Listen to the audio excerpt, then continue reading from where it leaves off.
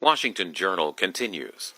Welcome back. We've got a live shot there at the Pentagon. We're waiting to hear from Defense Secretary Pete Hegseth as well as Joint Chiefs Chair Dan Kane with their updates on the attack that the United States conducted on Iran last night. And here with me for analysis on what's been going on, I'm joined by Rosemary Kelanic, who is with Defense Priorities and Middle East Program Director. Thank you so much for joining us this morning.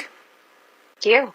And also I'm joined by Danielle Pletka, who's with the American Enterprise Institute and is the Foreign and Defense Policy Studies Senior Fellow. Welcome to Washington Journal. Thanks. Now, starting with you, Danny, can I just get your reaction to those strikes last night? Well, they were quite decisive.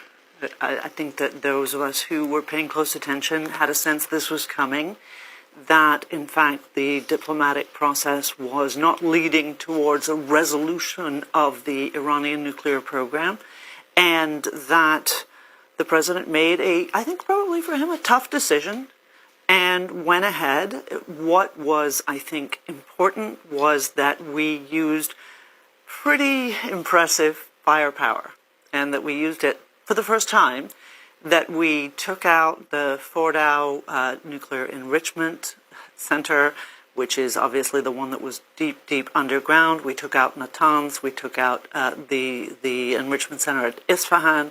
And that, I hope, begins to mitigate some of the threat from the Iranian nuclear weapons program, but also encourages them to come back to a diplomatic process with some serious goals in mind. And Rosemary, what about you? What was your reaction when you saw the news last night? I'm afraid to say I think that this was a terrible mistake. Let me preface this by saying I hope I'm wrong. But while, the United States military is the best in the world, they executed this flawlessly. This is ultimately not a military problem. It's a political problem. And you can't bomb a 20-year-old nuclear program out of existence with just some airstrikes. I'm worried that this is going to draw the United States into a longer war with boots on the ground, potentially a regime change war, which is not in the U.S. interest whatsoever. And I think while things look good now, in short, after the dust settles, we're going to find out that we haven't actually gotten all the nuclear components. The Iranians have already said that they've moved materials out of these bases where we knew that they were. And they are somewhere else in the country, and we don't know where they are. So ultimately, you can't bomb yourself out of this problem. And I'm afraid that this will escalate to a broader conflict, and I sincerely hope that that does not happen. Rose, Danny mentioned that this might help bring Iran back to the negotiating table. Do you think that that's a likelihood? No. No, I don't think that's a likelihood. I think the problem here is that we have... Rose. It looks like we're going to be having the Defense Secretary come in just a moment. We see them filing in. If you want to quickly finish your point, and then we'll turn to this press conference. No, I think Iran would be crazy to come to the negotiating table because Iran thinks that this is a regime change war against them, right? They think this is an existential threat to them, and I don't think they're going to want to negotiate. It looks like they're coming on stage now. Let's listen.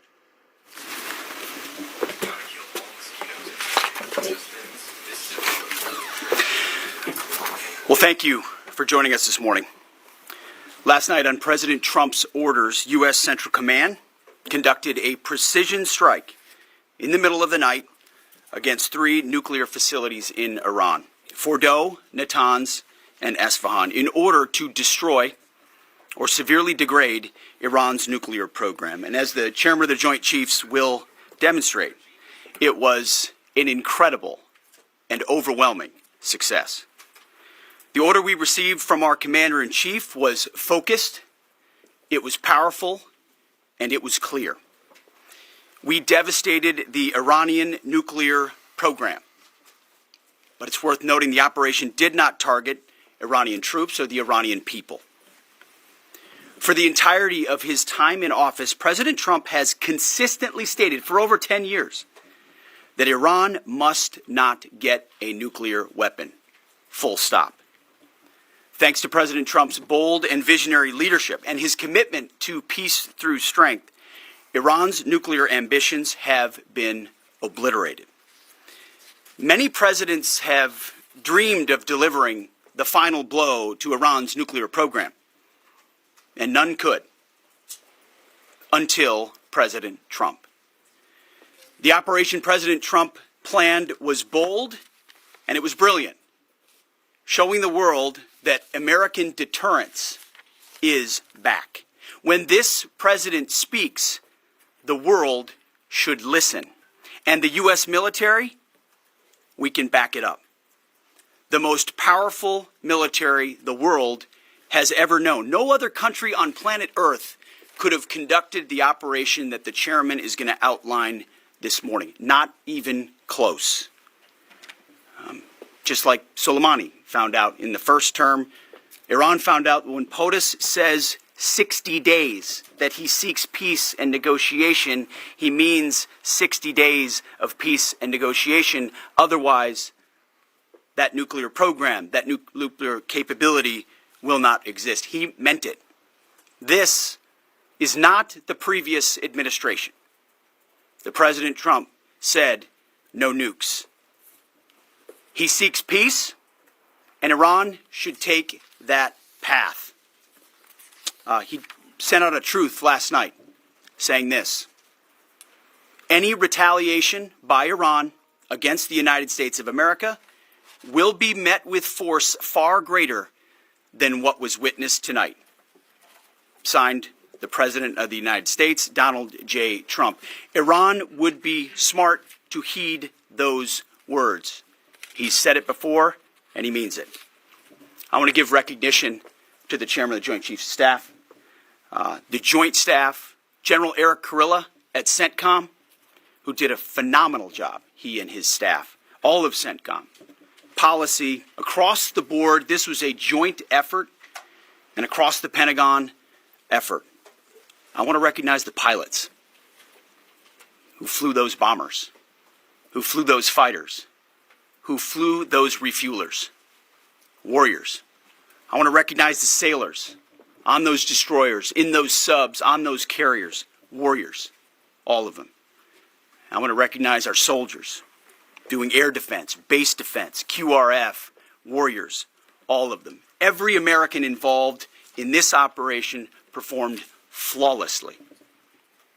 And I want to give recognition to our allies in Israel as well. This is a plan that took months and weeks of positioning and preparation so that we could be ready when the President of the United States called. It took a great deal of precision. It involved misdirection and the highest of operational security. Our B-2s went in and out of downtown Tehran, of these nuclear sites, in and out and back without the world knowing at all. In that way, it was historic. A strike that included the longest B-2 Spirit bomber mission since 2001 and the first operational employment of the MOP, a massive ordnance penetrator. The mission demonstrated to the world the level of joint and allied integration that speak to the strength of our alliance and our joint forces. As President Trump has stated, the United States does not seek war, but let me be clear. We will act swiftly and decisively when our people, our partners, or our interests are threatened. Iran should listen to the President of the United States and know that he means it, every word. I want to give congratulations to our Commander-in-Chief. It was an honor to watch him lead last night and throughout, and to our great American warriors on this successful operation. God bless our troops. God bless America. And we give glory to God for his providence and continue to ask for his protection. I turn it over now to the chairman for specifics. Thank you, Mr. Secretary. Thanks for recognizing all of our folks out there doing our nation's work, and nice to see everybody on this early Sunday morning.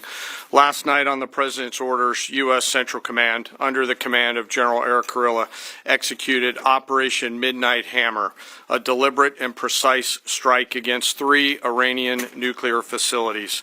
This was a complex and high-risk mission carried out with exceptional skill and discipline by our joint force. I want to thank every service member, planner, operator that made this mission possible. Their actions reflect the highest standards of the United States Armed Forces. This operation was designed to severely degrade Iran's nuclear weapons infrastructure. It was planned and executed across multiple domains and theaters with coordination that reflects our ability to project power globally with speed and precision at the time and place of our nation's choosing. This was a highly classified mission with very few people in Washington knowing the timing or nature of this plan. I'll refer you to the graphic on the side as I walk you through some of the operational details. At midnight Friday into Saturday morning, a large B-2 strike package comprised of bombers launched from the continental United States. As part of the plan to maintain tactical surprise, part of the package proceeded to the west and into the Pacific as a decoy, a deception effort known only to an extremely small number of planners and key leaders here in Washington and in Tampa. The main strike package, comprised of 7 B-2 Spirit bombers, each with 2 crew members, proceeded quietly to the east with minimal communications. Throughout the 18-hour flight into the target area, the aircraft completed multiple in-flight refuelings. Once over land, the B-2s linked up with escort and support aircraft in a complex, tightly timed maneuver requiring exact synchronization across multiple platforms in a narrow piece of airspace, all done with minimal communications. This type of integration is exactly what our joint force does better than anyone else in the world.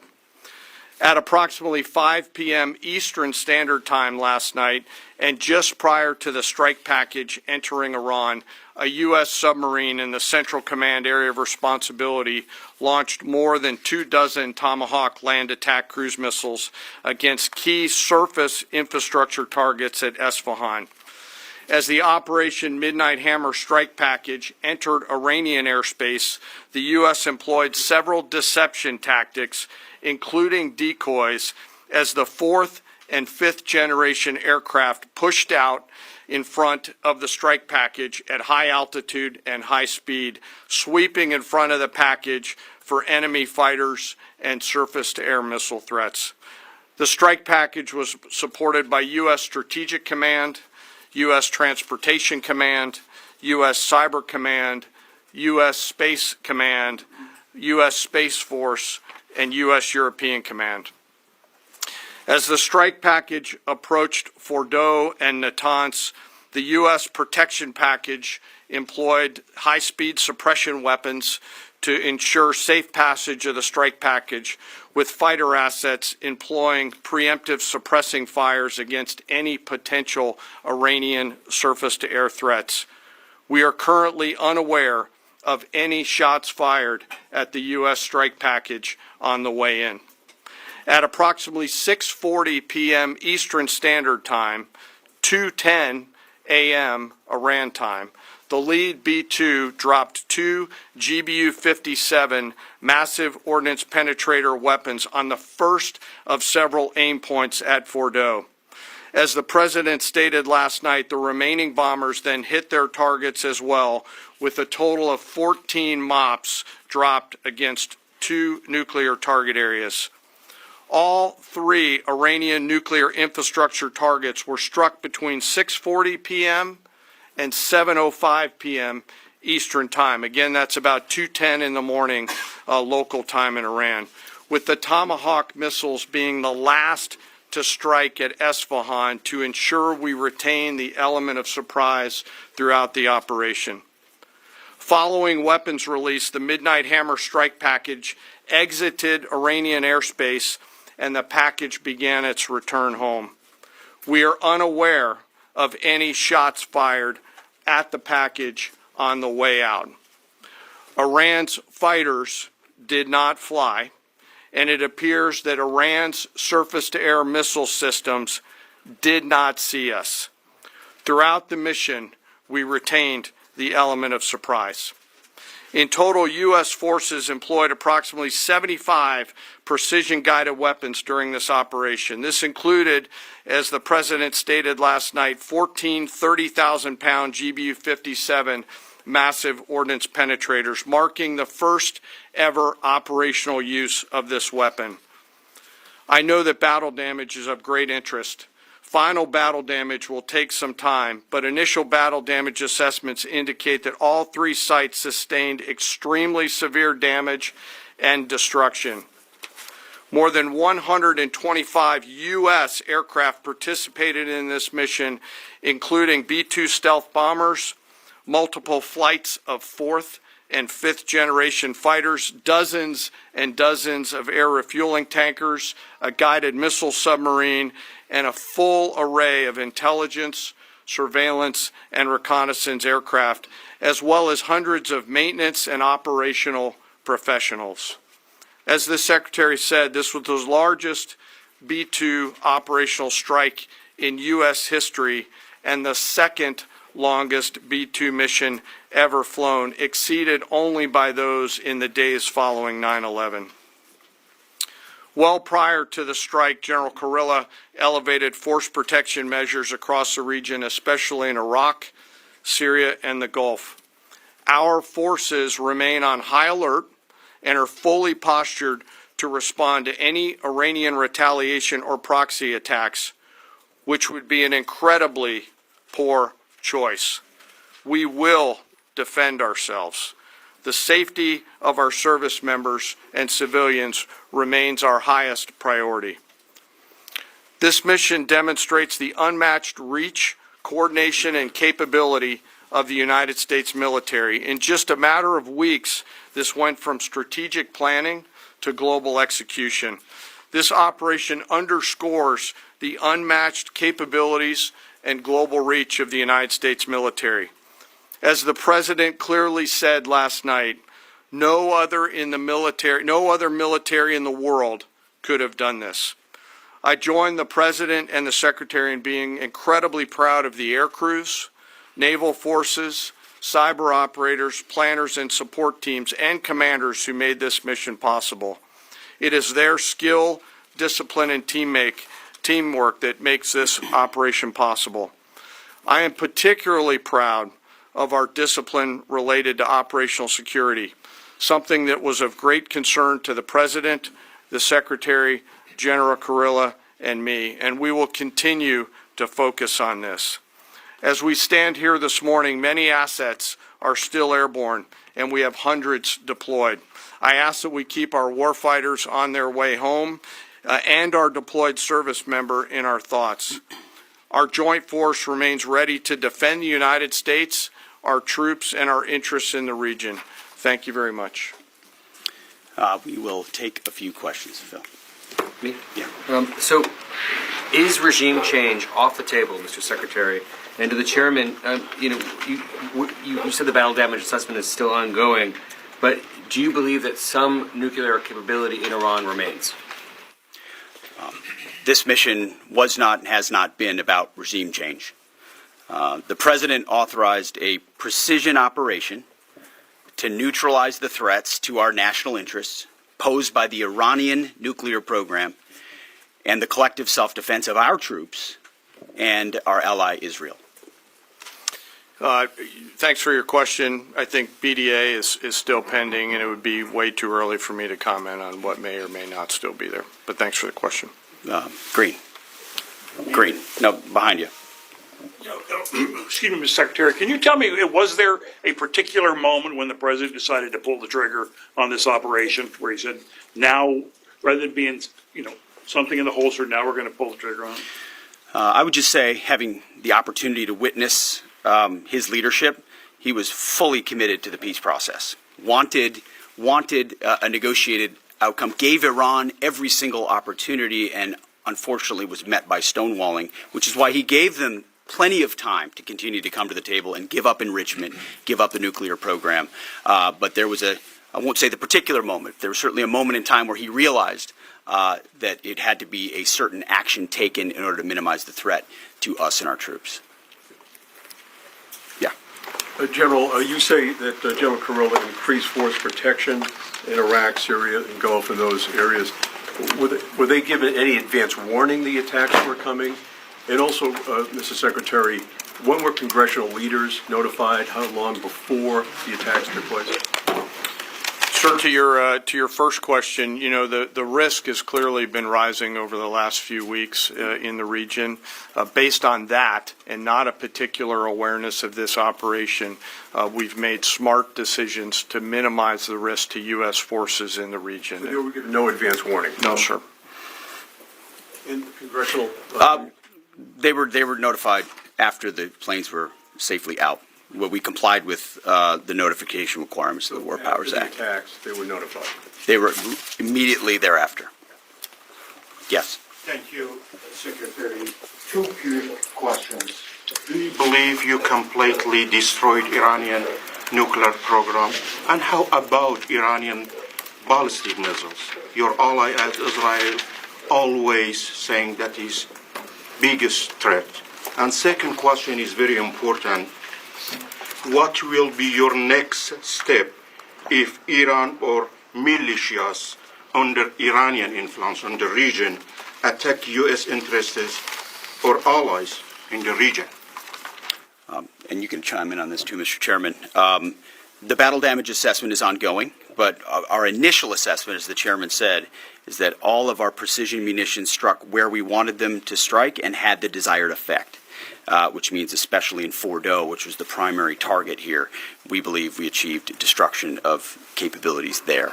Ultimately, wherever it may be, whether it's in Iraq or Syria or bases in the Gulf, as the president said, it would be as the chairman said, it would be a very bad idea for Iran or its proxies to attempt to attack American forces. Yes.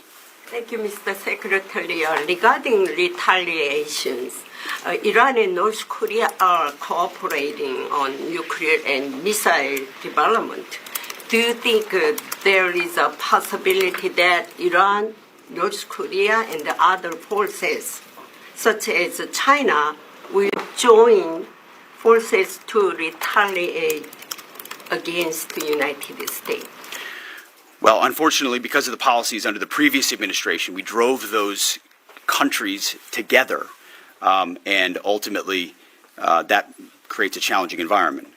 For this particular operation, the focus is on Iran and Iranian nuclear capabilities. That's our focus here, is to not just say that they can't have, but President Trump has said from over 20 years, frankly, Iran cannot have a nuclear weapon. And ultimately, he decided this is the moment, given their stonewalling, when direct military action had to be taken to prevent that from happening.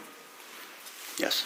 Thank you very much. General Kane, I understand OPSEC, I respect OPSEC. Can you say at all what security procedures are being taken to protect U.S. troops in Iraq and elsewhere in the Middle East? And Secretary Hegseth, as a global war on terrorism veteran, what do you say to veterans who may be concerned the U.S. is getting into another open-ended war in the Middle East over weapons of mass destruction? Thanks, sir, for the question. I won't comment on what force protection measures are being taken in the region. What I will say is we're being proactive and not reactive, and being very thoughtful about ensuring that we do all that we can to protect our forces out there. And I would just say, as the President has directed and made clear, this is most certainly not open-ended. It doesn't mean it limits our ability to respond. We will respond if necessary. The most powerful military in the world is postured and prepared to defend our people. But what the President gave us, as I said, was a focused, powerful, and clear mission on the destruction of Iranian nuclear capabilities. Those were the targets. That's what was struck. That's what was overwhelming. That's what was overwhelming. That's what the Iranian regime needs to understand, as the President put out last night. He wants peace. There needs to be a negotiated settlement here. We ultimately demonstrated that Iran cannot have a nuclear capability. That is a very clear mission set on this operation. Yes, hold on. Yes, right there. Thank you, Mr. Secretary. Question for the Secretary and the Chairman. How was this strike coordinated with the Israelis on a strategic level, militarily, and on a tactical level? Was there any direct Israeli military participation in this operation? Well, I would say certainly Israel had an incredible military success, especially at the beginning and ongoing, in degrading Iranian capabilities, in degrading Iranian launchers, MRBMs. It's been incredible to watch what our ally Israel has been able to do. And there certainly have been conversations. I mean, General Kurilla at CENTCOM has worked closely in the defense of Israel for many years. And part of this operation was the defense of Israel and the ongoing defense of Israel. But as it pertains to this strike, this was U.S. operated and U.S. led. We took advantage of some of the preparatory work that's been done over the past week and a half in terms of axis of approach. I won't get into the particulars, but as the Secretary said, it was a U.S. strike. We made sure we were not in the same piece of airspace and sky. Aside from that, that was the extent of it. We'll take a couple more. Yeah, right there. Question to the Secretary first. Are you concerned whatsoever now about the reaction from U.S. allies given the strike, particularly those in the Gulf? And to the Chairman, if I may, I understand you don't want to speak to specific assets and force protection measures, but do you anticipate at least having to bring in any further assets from other theaters to aid in force protection over the coming days? We certainly understand the challenges of allies in the region, and we have been respectful and in working in collaboration with them as it pertains to basing and sensitivities there. Ultimately, they've got a lot of assets and people in those locations also where American troops are co-located. So that's a consideration of ours. We've been in close consultation with them, and we appreciate the support that we have got. Thanks for the question on sort of the global picture. And as you know, that's one of my jobs, is to look globally at the entire range of challenges. We are always carefully considering our force posture around the world and then offering options to the Secretary and to the President. I won't comment on any future things, but the American people should know that we carefully consider those moves around the world and try to modulate as needed our force structure in the region. Absolutely. Yeah, right here. Thank you. What communications are being sent to the Iranians right now, and is there any possibility of diplomacy now or in the coming days? I can only confirm that there are both public and private messages being directly delivered to the Iranians in multiple channels, giving them every opportunity to come to the table. They understand precisely what the American position is, precisely what steps they can take to allow for peace, and we hope they do so. Yes. The President may not want an open-ended conflict. The Iranians may disagree. Are you prepared for a protracted war? Well, anything can happen in conflict, we acknowledge that, but the scope of this was intentionally limited. That's the message that we're sending. With the capabilities of the American military, nearly unlimited. So Iran, in that sense, has a choice. But we've made it very clear to them, this is nuclear sites, this is nuclear capabilities, this is the line that the President set, and we set that back. Now is the time to come forward for peace, but I think one of the takeaways from this as well is the unprecedented level of ongoing cooperation. I can't speak highly enough of the chairman and his staff and General Kurilla in CENTCOM, what they've done to look around the corner, to pre-position, to understand how an operation like this comes together. The scope and scale of what occurred last night would take the breath away of almost any American if you had an opportunity to watch it in real time. And I think Tehran is certainly calculating the reality that planes flew from the middle of America in Missouri overnight, completely undetected over 3 of their most highly sensitive sites, and we were able to destroy nuclear capabilities, and our boys in those bombers are on their way home right now. We believe that'll have a clear psychological impact on how they view the future, and we certainly hope they take the path of negotiated peace. But I could not be more proud of how this building operated, of the precision, the sensitivity, and the professionalism of the troops involved in this effort. I will take one more. We'll take one more question. Yes, right there. Thank you, Mr. Secretary. Concerning the justification for these strikes, in March, the Office of the Director of National Intelligence released their threat assessment, concluding, quote, Iran is not building a nuclear weapon, and Khamenei has not authorized the nuclear programs he suspended in 2003, unquote. So what new intelligence does the U.S. have since then that the Iranians have changed their position on nuclear weapons? And does this new intelligence come from U.S. sources and methods, or are we getting this information from other countries? Well, I would just simply say that the president's made it very clear. He's looked at all of this, all of the intelligence, all of the information, and come to the conclusion that the Iranian nuclear program is a threat, and was willing to take this precision operation to neutralize that threat in order to advance American national interests, reduce the Iranian nuclear program, and obviously collective self-defense of ourselves and our allies. So he looked at all of it, understood the nature of the threat, and took bold action I think the American people would expect in a commander-in-chief. That's all we've got. Thank you very much. Appreciate it. Mr. Chairman. Thank you. Mr. Chairman, do you have any of the WC-135s up to check the radioactive material? That was Defense Secretary Pete Hegseth and Joint Chiefs of Staff Chair Dan Kane that were just speaking right now about the United States strikes on Iran last night. I'm joined here for our roundtable discussion by Danielle Pletka, with the American Enterprise Institute, as well as Rosemary Kelanic, who is with Defense Priorities. And I want to start with you, Danny, and get your reaction to what we just heard from our Pentagon officials about the strikes last night. Well, we didn't really learn very much. Let's be honest. I think we learned that the president has finite goals, that he felt that the negotiations were not being taken seriously, that he gave Iran a deadline of 60 days to show some seriousness in those negotiations. They did not do so, and subsequently made the decision to directly address the threat posed by their nuclear enrichment and other nuclear sites. And Rose, what were your thoughts on what we just heard from the Pentagon? I was pleased to hear that the United States seemed to be trying to communicate to Iran that this is only a nuclear strike, that the U.S. does not want to get involved in regime change. The U.S. has not targeted Iranian troops. Unfortunately, I think the reporter who asked the question, the U.S. wants to keep this limited, but Iran may disagree, is right on there. I was also struck by Hegseth saying that, the U.S. military, its capabilities are unlimited. Certainly its talent and its effort is unlimited, but our capabilities are already stretched. We've lost 3 jets in the region to accidents alone. So, the idea that this is going to stay limited, I certainly hope that is the case. But facts on the ground suggest otherwise. And the big takeaway, I think, is that this is not going to make an Iranian nuclear weapon less likely. These strikes are going to make it more likely.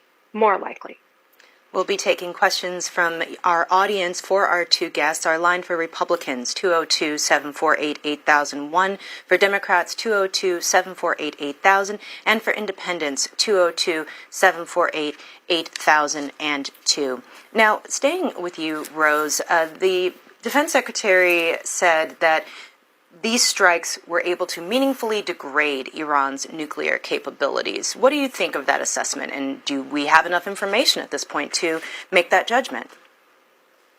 We don't really know for sure yet. We don't have the battlefield damage assessment, as was mentioned in the conference.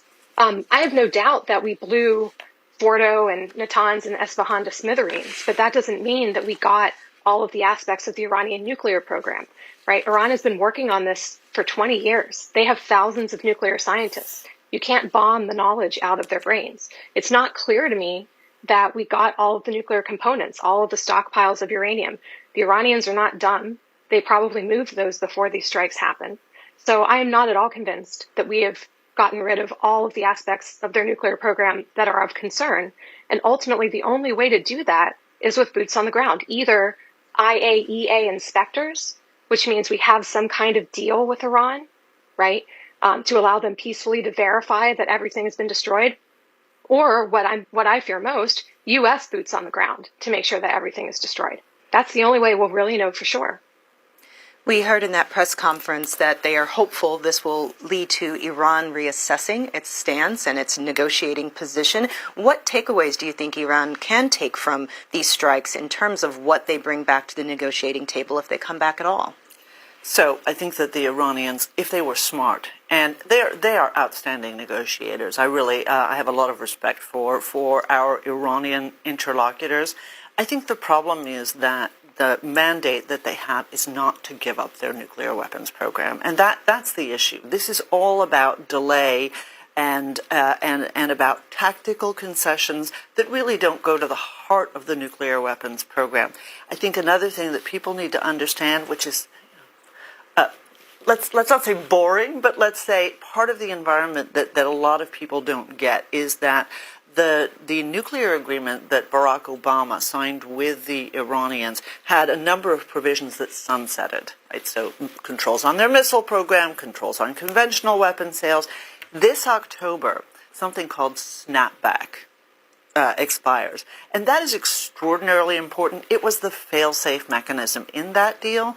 And what that meant was that if Iran was not in compliance, that parties to the deal could go to the Security Council and there would be no permission for a veto by the Chinese or the Russians or anybody else, and that all international sanctions would be put back on the Iranians. That would be truly devastating to Iran, and a lot of what they're doing now is about getting past October. But didn't we already kind of walk away from that deal? The United States cannot trigger snapback, that's exactly right, but the decision by the British, the French, and the Germans was prior to yesterday already made that they were going to go for snapback because Iran was not offering the necessary concessions to come back into compliance with what was called the JCPOA. Rose, speaking of other countries, what is your assessment of the international reaction to these strikes? I think it's too soon to tell, and I'm not an expert on how Britain and France and Germany are going to react. I mean, it certainly matters, but I would like to sort of go back to a few things that Danny said, if I may, which is referring to this as an Iranian nuclear weapons program. U.S. intelligence has been consistent for a very long time that Iran was not, in our estimate, trying to get nuclear weapons. And in fact, people have been arguing that Iran is on the verge of getting nuclear weapons for over 30 years, right? Back in 1992, a task force of the House Republican Research Committee claimed there was a 98% certainty that Iran already had all or virtually all of the components required for 2 or 3 operational nuclear weapons. In 1992, they said they already had them. They were wrong. In 1995, right, Iran might be able to build an atomic bomb in up to 5 years, Israeli and U.S. officials fear. They were wrong. Netanyahu testifies to the UN in 2012 with this picture of a bomb saying that Iran was a year away from getting nuclear weapons. He was wrong, right? Netanyahu also said that Saddam Hussein had nuclear weapons. In 2002, he told Congress that, right? And he testified to Congress that Saddam Hussein had nuclear centrifuges the size of washing machines. So it's not at all evident that Iran had a nuclear weapons program. That's not at all evident, and I don't think that we should lose sight of that and lose sight of the fact that people have claimed that this has been on the verge of happening for over 30 years, and they were wrong every time. Now, my fear is that now it will happen, because now that we've attacked Iran, we've given them every incentive to take their nuclear knowledge and go and get a nuclear weapon to deter future attacks from the United States and Israel, right? That's what we've set in motion here. It's a terrible mistake, terrible. Now, this came up in the press conference itself. One of the reporters asked a question about this. Director of National Intelligence, Director Tulsi Gabbard, testified before the Senate Intelligence Committee back in March and also then minimized Iran's nuclear capabilities. The IC continues to assess that Iran is not building a nuclear weapon, and Supreme Leader Khamenei has not authorized the nuclear weapons program that he suspended in 2003. The IC continues to monitor closely if Tehran decides to reauthorize its nuclear weapons program. Danny, your response to what Rose was saying about the weapons programs and that clip. I didn't see Tulsi Gabbard there in the sit room when I looked at the pictures that the president tweeted out last night, so I'm not sure what role she's playing anymore. But look, it's important for people to understand that the way a nuclear weapons program works is that there are 2 models, fundamentally, for what we call breakout. Right? When you decide to actually load a nuclear core into a nuclear weapon or onto a delivery vehicle. There is the North Korea model, which is that they use the Nuclear Non-Proliferation Treaty and all of its clauses to get the necessary expertise. Then they break out and go boom. Right? And then there's the Japan model, which is a country that has the capability of breaking out within weeks, but has chosen not to have a weapon. Nobody in this world wants the Islamic Republic of Iran the premier state sponsor of terrorism, behind numerous wars, numerous attacks on the United States, an attempt on the life of the President of the United States, to be able to break out within weeks. If Iran did not have a nuclear weapons program, there would be no reason that they would have been concealing their program from the International Atomic Energy Agency. By the way, they're obligated to share that information. They would not have been hardening elements of their program because, in fact, they don't need those elements of their program. We have a nuclear cooperation agreement with, for example, the United Arab Emirates. They don't have enrichment. They don't have a secret cave in which they're enriching to 60%, right, which is not allowed by the Nuclear Non-Proliferation Treaty. Iran has serially refused to allow the International Atomic Energy Agency inspectors into their sites. They have lied about their sites. Now, again, they may not have made a decision to have a nuclear weapon tomorrow, but that doesn't mean that they can't have a nuclear weapon within weeks if they want to. And that's what these warnings are about. We have a lot of questions from our callers, and so let's start with Charles in Bentonville, Arkansas, on our line for Republicans. Good morning, Charles. Good morning. Let's assume that last night didn't happen, that the United States wasn't involved in preventing Iran from getting a nuclear weapon. Let's assume that Iran developed a nuclear weapon, put it on a missile, and struck Israel in a surprise attack. What do you think the aftermath of that would be? Rose, why don't you answer first, and then Danny. I think the aftermath of what would happen would be clear, which is that Israel has a survivable second strike nuclear capability, and they would incinerate Iran immediately. That's what would happen. And that is a powerful deterrent against Iran attacking Israel with nuclear weapons if they had them, which, as far as we know, they do not. Now, deterrence is not perfect, and I understand why Israel doesn't want Iran to get nukes. I don't want Iran to get nukes. Nobody should want Iran to get nuclear weapons, right? But I don't think that we can overlook the fact that Israel has a powerful nuclear deterrence, and that matters. Danny? Israel is a country of 10 million people. Iran is a country of 90 million people. The Jewish population of the world before World War II was 15 million more than it is now. We still don't have the number of Jews in the world that existed in 1939. I can understand why Israel doesn't want to test the power of its deterrence against Iran. I think there's another really important element that we don't like to talk about that much, and that is the ideological nature of the Islamic Republic of Iran. This is a regime that is ideological. They are committed, of course, first and foremost to regime security. They want to maintain their power. But after that, they have said innumerable times that they wish to destroy the state of Israel. There is no reason on earth why people should not believe them. Michelle is in Montgomery, Alabama, on our line for Democrats. Good morning, Michelle. Hi, Kimberly. Thank you for taking my call. I don't necessarily have a question because I am listening intently. But one thing that I do want people to understand about Iran is that these are very intelligent people. And everyone is worried about a dirty nuclear bomb. But what about other weapons of mass destruction that are not nuclear that can be created? And then another point that I had is why circumvent Congress out of this? Have we lost sight of our laws, our Constitution? Are we not following those patterns? And it just seems like everyone is just okay with not going through Congress. Thank you, Kimberly. Danny, your response? Let's start with Congress. The requirement is that the president notify the Congress of impending hostilities. The president did so. That is the requirement of the War Powers Act. Then, presumably, if conflict continues, and that requires combat, then the president must come to Congress after 60 days and ask for a declaration of war. We are not in a situation where we are going to be in combat in 60 days, at least I hope not, and I suspect Rose agrees with me about that as well. And so those conditions are therefore met. I will say this, the history over the last few decades of the War Powers Act and of presidents going into conflict without going to Congress for quote-unquote permission is pretty clear. That happens more often than not. Barack Obama went into Libya. He did not seek the quote-unquote permission of Congress. And in fact, the Constitution doesn't suggest that Congress needs to give permission.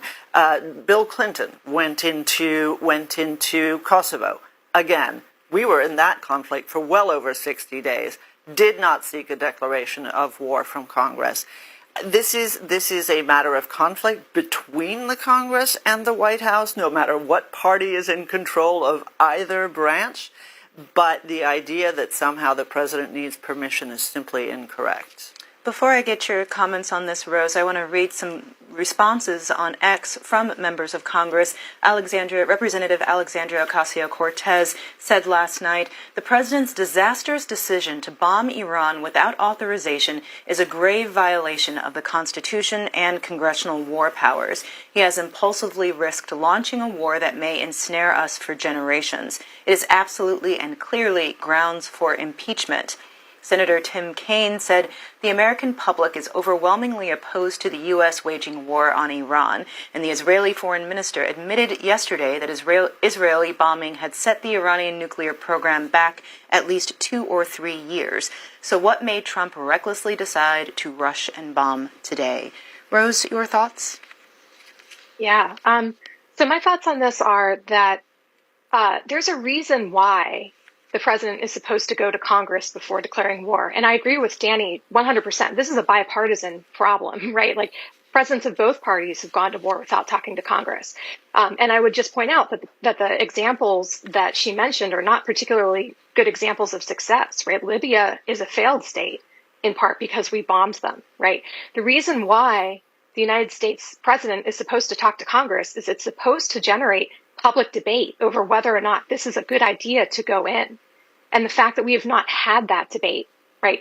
And the American people, quite frankly, are extremely against this. There was a poll back in May, before all of this got politicized, right, by Brookings, that said only 14% of Americans supported a military solution to the Iran nuclear issue, right? So we went to war without debate, without weighing in, without listening to the American people. And I actually think the American people are quite wise on these issues. I think they understand what a hazard this is and how risky this is for the United States. And, by bypassing Congress, right, we've done a disservice to them. Earlier this morning, Iran's foreign minister held a press conference in Istanbul condemning the U.S. attacks as well as the Trump administration. Let's listen to a portion of those comments.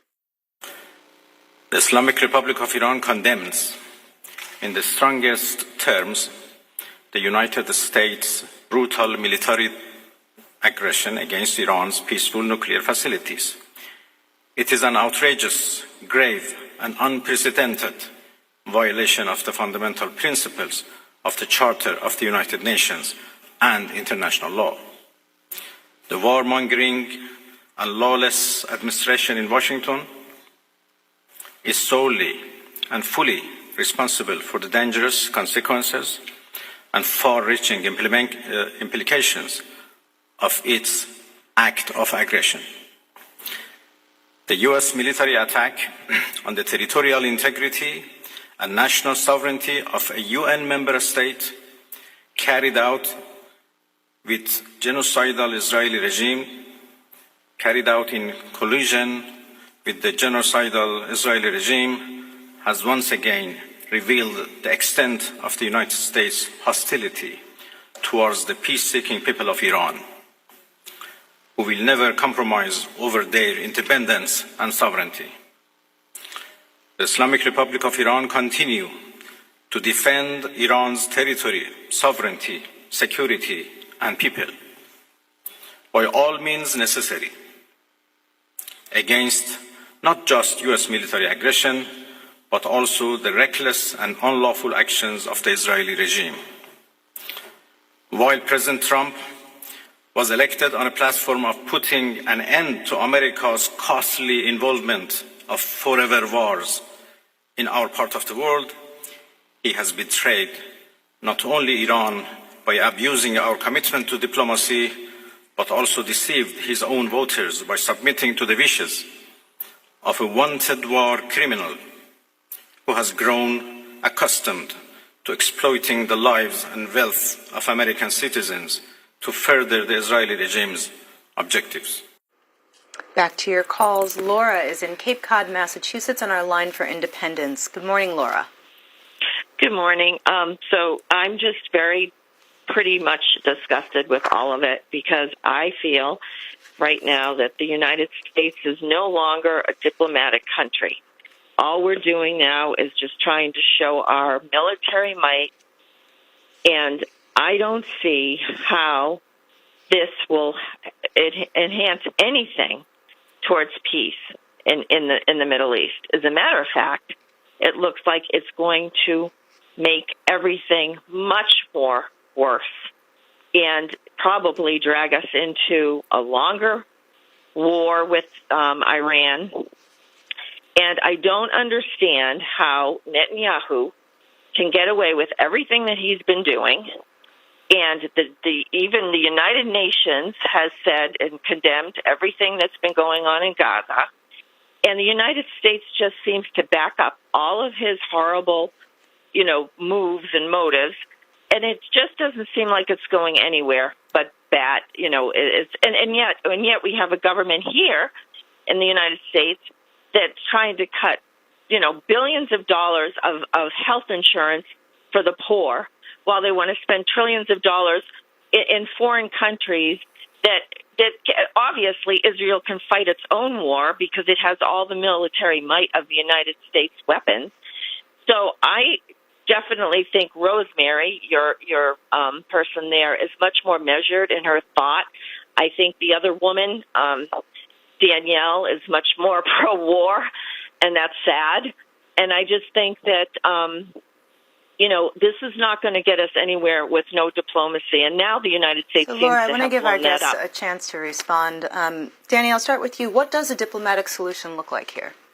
A diplomatic solution looks like Iran coming to the table, disclosing as it is required its treaty obligations under the Nuclear Non-Proliferation Treaty, disclosing all of its nuclear weapons work, all of its enrichment work, all of its weaponization and miniaturization research. It requires that Iran come clean. Coming clean will then lead to monitoring and a better understanding of Iran's nuclear weapons program. The problem with diplomacy is that if diplomacy is not backed up by the threat of force with an interlocutor like Iran, they will continue with their program. And that is why we have been negotiating with the Iranians on and off over a variety of issues for more than 20 years.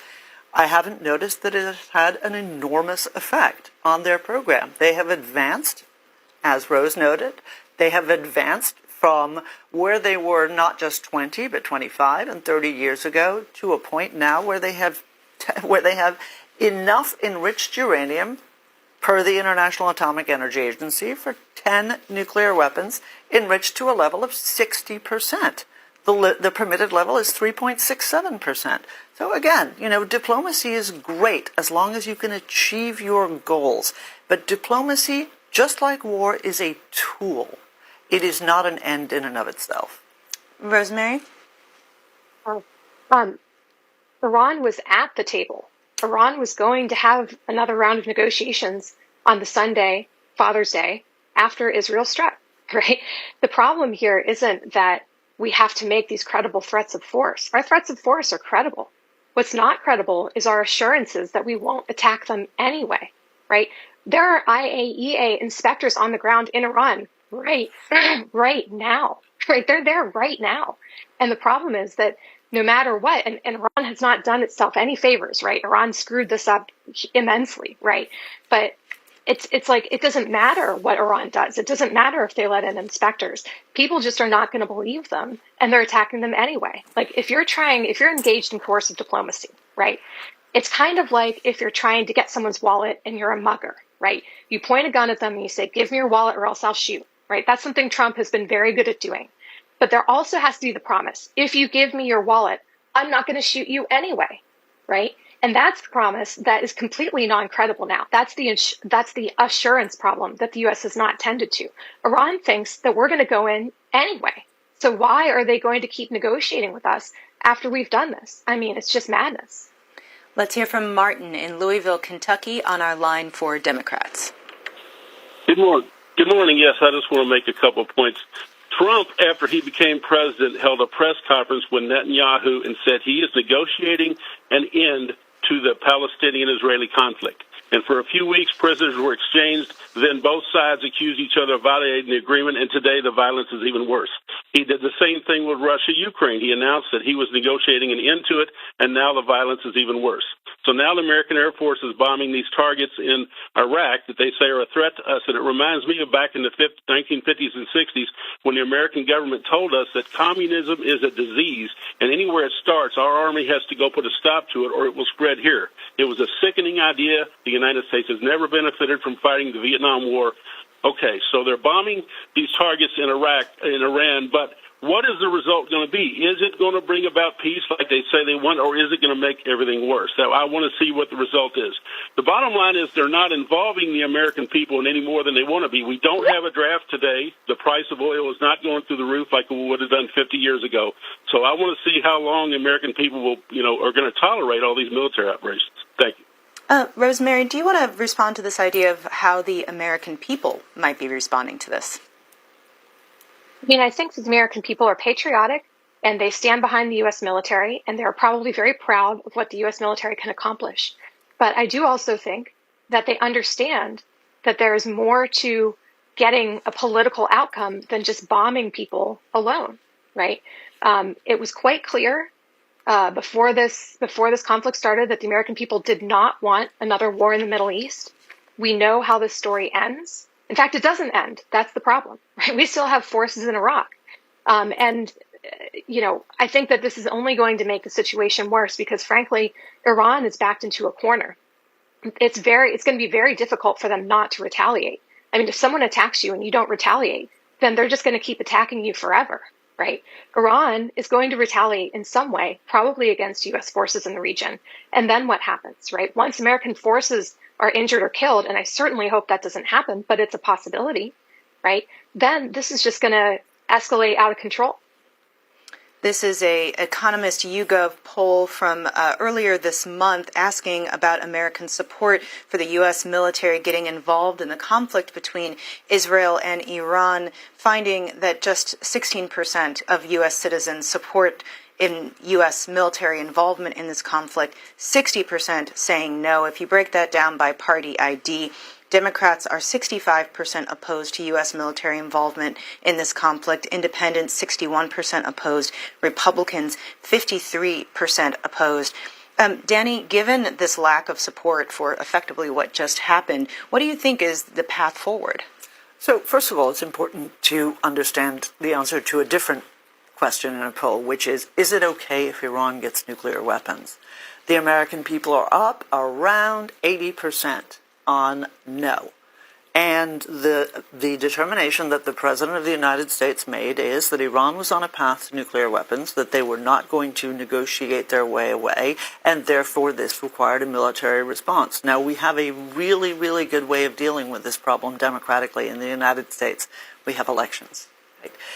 Again, I can find a poll to support me. You can find a poll to support a different point of view. That's not the right way to talk about this. The right way to talk about it is if you have a president that makes a decision and the American people don't agree, then the American people can do something about it.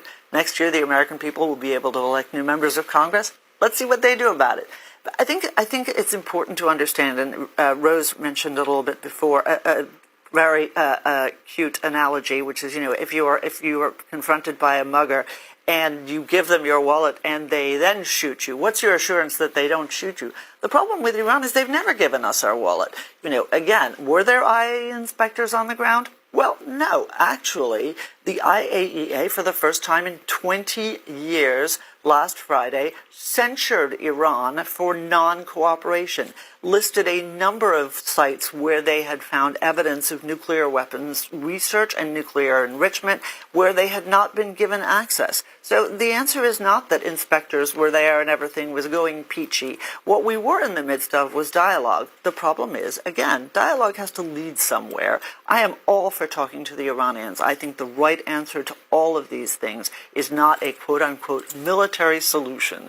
The right answer is absolutely a diplomatic solution. But you need to get to that solution at some point. It can't be an endless process. Michael is in Kearney, Missouri, on our line for Republicans. Good morning, Michael. Michael, are you there? All right, then let's go to Gary in Moorfield, West Virginia, on our line for Democrats. Good morning, Gary. Good morning. My question is, why did they have to go in and bomb in Iran, and they haven't done anything at all to North Korea? I mean, they're the ones that have had and do have the capability and ICBMs. I mean, they've been dropping them all over the place. And you think he's sitting by waiting? He's sitting by just biding his time there in North Korea. You know, he's getting nuclear subs so that they can ship them rascals out into the Pacific and hit any place in the U.S. And, you know, everybody says what Iran does. I've got very, very good friends, almost a son in Iran. And I'll tell you what, you know, those are the people I worry about. Ayatollah and them, I could care less. So, Gary, you raised an interesting question about North Korea. Rose, do you want to respond first, and then Danny? Yeah, so I mean, there's no question that North Korea is a larger threat to the United States than Iran. Iran doesn't have missiles that can hit the United States, right? They don't have missiles that are anywhere near capable of doing that, right? But the reason why the United States hasn't gone into North Korea is because North Korea already has nuclear weapons, and they have successfully deterred us from getting involved. And this whole incident, right, everything from North Korea to what's happened in Iran now, is sending the message loud and clear. If you don't want to be attacked by the United States, don't bother with all this IAEA crap, right? I don't, this is the message we're saying. Don't bother with all this. Get nuclear weapons, right? Go get nuclear weapons to make yourself secure. This is going to have ramifications for nuclear proliferation all over the world, and bad ramifications. Danny? Right? Iran doesn't have to have anybody come and inspect. They do it because they're part of the Nuclear Non-Proliferation Treaty. So, Rose is exactly right. I think the problem is that this ship has already sailed. Right? The answer is clear. If you want to be immune to outside interference, you get a nuclear weapon. That's why Russia is in Ukraine right now, because Ukraine gave up its nuclear capabilities. That's why after Libya gave up its nuclear capabilities, NATO and with the United States behind it, the Obama administration was willing to go in. That lesson didn't need to be learned yesterday. That lesson was learned long ago. And the reason we don't deal with North Korea's nuclear threat is exactly as Rose suggested, because they have nuclear weapons. If somebody had dropped a massive ordnance penetrator on North Korea at a propitious moment, perhaps they wouldn't have nuclear weapons right now, and we wouldn't be threatened in the Pacific. They, too, at the time, didn't have missiles that reached the United States. They sure do now, and guess who they cooperate with? That's right, the Islamic Republic of Iran. Russell is in Augusta, Georgia, on our line for Republicans. Good morning, Russell. Yes. During the 8 years that Obama was president, he dropped thousands of bombs, at least 46 to 64,000, on 7 countries. Congress knew nothing about it. So these Democrats that are complaining about Congress not knowing, it was strictly for security reasons that as few as possible know about it. And I just wish these Democrats would consider what Obama did and approve of what Trump did. Thank you, ma'am. Rose, what do you think of Russell's comparison there?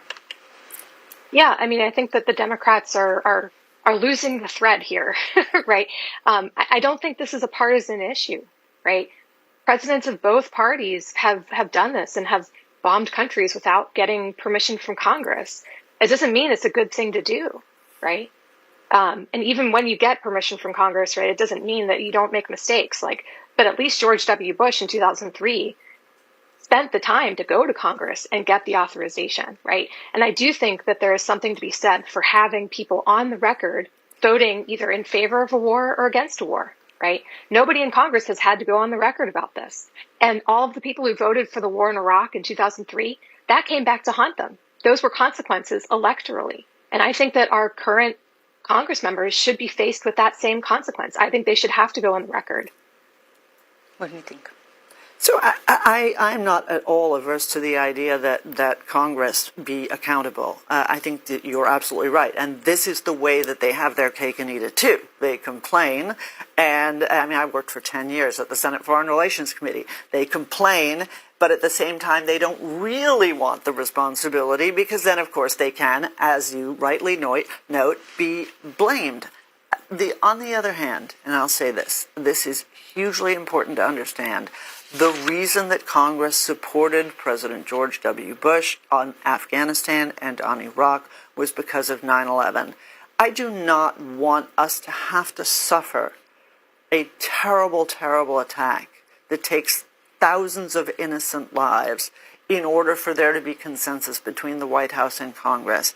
And this is why I think it's vitally important that we deal with threats before they become fatal to the American people, as opposed to after events like 9/11, Pearl Harbor, other things. Julius is in Philadelphia, Pennsylvania, on our line for independence. Good morning, Julius. Yes, I think the guests were just talking about accountability, and I think the think tanks that come on here and lie about the lies of AIPAC, about the lies of the billionaire class. What specific lies are you referencing, Julius? Accountable, specifically like leading up to the Iraq War, the march there, the WMDs. It was lie after lie. The CIA brought in somebody named Chalabi. It was lie, lie, lie, lie, lie. That's all I see in the media today. I don't see them talking about Iran having allies such as Russia, China, North Korea, and that a war there could get these other world powers involved and result in a nuclear event. It is not safe to attack Iran. There is nobody credible with any common sense that's going to attack Iran, especially when you're doing peace negotiations. Their negotiator that was going to Switzerland, Geneva, Israel actually tried to assassinate him on the way. They assassinated the Hamas negotiator for peace as well. Israel does not want peace. Israel is a theocracy. It's an apartheid state. It's a racist, genocidal state. So, Julius, I want to get our guests to respond to your question about the likelihood of other countries getting involved. Danny, how likely do you think it is that there is that spillover effect that Julius was talking about? Well, I think that the Iranians would love for there to be a spillover effect. What we've looked at is that the Russians have been rhetorically supportive and not supportive in any other way. The Chinese have been rhetorically supportive and not supportive in any other way. Ditto for North Korea. And that, I think, is part of the problem of membership in the axis of evil is that you're not really in an axis. You're kind of in a talking shop. They'll share nuclear technology. They'll share missile technology. They'll give the kind of weaponry that they might need in the future. But when push comes to shove in a situation like we saw yesterday, the Russians are going to sit by the sidelines, as are the Chinese, as are the North Koreans. I think the odds of a wider war involving these countries is precisely zero. And all we need to do is look at, A, what they did, and look at Russia's performance in Ukraine. They can't defeat Ukraine, and they're going to take us on. Rosemary, what's your assessment of the risk of any kind of other countries getting involved? Well, I completely agree with Danny. I don't think any of these countries are going to get involved. They have no incentive to do so. Russia has its hands full with Ukraine, 100%. I don't think they're going to get involved. But I do think that Iran itself can cause enough problems for the United States that this can be extremely costly and difficult for us just dealing with Iran. We have a question we received via text from Craig in Findlay, Ohio, who says, there are two uses for nuclear energy, production of electricity and weapons. Over the last 30 years, how much of Iran's energy production has come from nuclear energy? I'll start with you, Rose. Do you happen to know the answer to that question? I don't know the exact amount, but it is something very small. It is something very small. The Iranian government is not particularly efficient with any of this. They're trying to have more energy production from nuclear energy, and that makes sense to them. Like, they are an oil exporting country. They want to export as much oil as possible and get their own domestic energy from other sources, right? But there are, I mean, just for the record, there are other things you can do with nuclear energy, and you can use it for medical isotopes and all these other sorts of things. But Iran hasn't done it because they're just not very good at building nuclear plants and putting them into production. The Russians built a nuclear plant for the Iranians in the late 1990s that is not supplying electricity to Iran. Iran's nuclear program isn't about electricity, and unfortunately it's not about medical research either. You don't need enough uranium that is produced by Fordow I mean, I would love to think that the Iranians are bringing their scientific know-how to advanced nuclear medical research, and there may be some tiny, tiny corner, but that's not what this is about. They're not using it for energy. It's not a peaceful nuclear program, and they cannot point to any success with their peaceful nuclear program over the 20-plus years of its existence. All right, let's go to Dave. Sure, go ahead, Rose. May I just respond to that quickly? I mean, I agree with that. That they're not doing this for the medical research, right? 100%. But the point is, Iran figured out how to enrich uranium many years ago, and they could have been enriching it to weapons-grade uranium all along, and they have not, right? Once you enrich to 20%, you basically figured it out well enough that you could enrich to 90%. 90% is what you need for a bomb. That's not what they've done. But of course, they've gone beyond the 3.67%. They've gone beyond 20%. They've gone to 60%. And why 60% is so important is that there is no civilian use for it, but there's also no weapons use for it, right? This is Iran taking an extremely risky gamble that totally backfired against them. But they're basically saying, hey, international community, we can go to 90. We don't want to. Please lift sanctions on us that have crippled us for 40 years, right? It doesn't mean that they have an intent to go to 90 when they've been able to go to 90 for many years and haven't. Let's get to a couple more questions. David in Ohio on our line for Republicans. Good morning, David. Hey, how you doing? So basically, I'm a veteran, and this is needed to happen for the past 20 years. Democrat, Republican, Democrat, Republican. If a Democrat would have done this, the Democrats would have been okay. Because Donald Trump done this, he's the devil. I got 5 TVs. I'm looking at all the news. They're already talking about impeachment. This needed to be done for years. The time was talk was over. We can only talk so much about stuff. Sooner or later, you have to act. And I'm so glad that he acted. We're in a new world today. I think a lot of people in the Middle East have woken up with a sigh of relief today that they don't have a nuclear weapon or won't have one. They're done. So, thank you for listening to me, and you have a good day. Probably a good place for us to get your final comments. Danny, you first? So we haven't talked a lot about the region, and what David said is exactly right.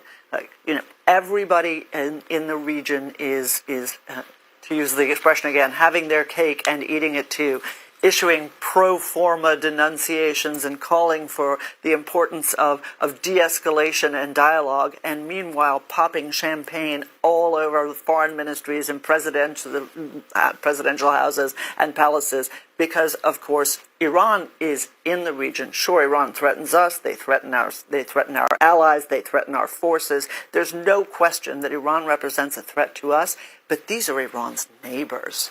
And Iran has been trying to destabilize, has been committing terrorist attacks, and has, wherever it can, over the last 4.5 decades, has been seeking to dominate the region. And there is no doubt in my mind that there are celebrations, quiet celebrations, going on all over the region right now. Final comments from you, Rose. Yeah, I'll just say, I mean, yeah, they're having their cake and eating it too, 100%. But I don't think that they will be celebrating this behind closed doors, because I think that they understand that by striking Iran, you've given Iran every incentive to now try to go and get a nuclear weapon, to rebuild the facilities that they had, to take the nuclear scientists that they have trained and go and try again. And that means that this could turn into an endless conflict, literally an endless conflict involving the United States. I would also say that I am very worried about U.S. troops in the region, particularly troops in Syria and Iraq. We have 40,000 troops in the Middle East. Some of them are in hardened bases like in Kuwait and Bahrain. But the guys in Iraq and Syria are super exposed to Iranian retaliation, super exposed. They're victims of mission creep from the war against ISIS 10 years ago, right? We need to get those guys out. They're not in a safe place, and there's no reason for them to be there. Well, thank you so much. That's Middle East Program Director at Defense Priorities, Rosemary Kelanic. Thank you so much for joining us. Thank you. And from the American Enterprise Institute, Danielle Pletka, thank you so much for your time and expertise this morning. Pleasure. And thank you to everyone who called in this hour. Coming up, we are going to be taking more of your comments about the U.S. entering the conflict between Israel and Iran.